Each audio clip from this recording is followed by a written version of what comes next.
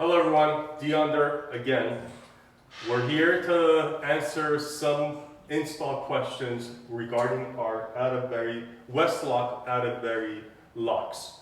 We're getting a lot of calls because people are not reading the instructions or they're not clear enough for some people. I get it. I'm not the type to read instructions either. But let me tell, I'm gonna show you guys on a video. I think it'll be a lot easier for everybody. So, common question.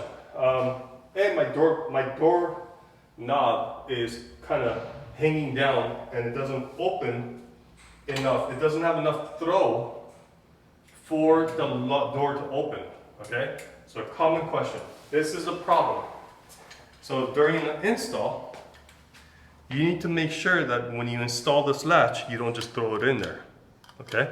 You need to make sure that this little groove that it has, this little groove on the latch, needs to go inside the actual unit itself.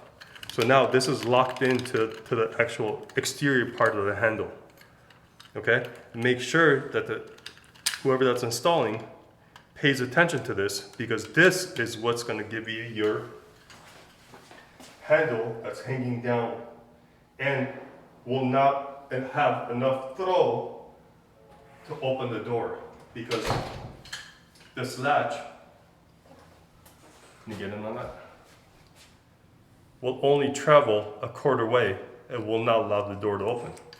But once you get it into this space it's supposed to be in and it's spring loaded, that'll give it enough tension for the whole mechanism to keep the handle where it's supposed to be.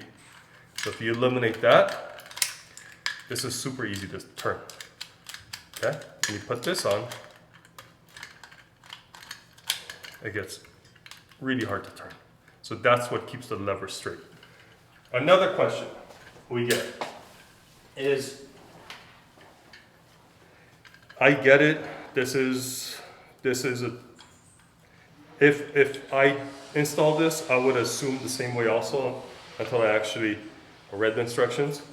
But that little Allen wrench key needs to stay in the handle.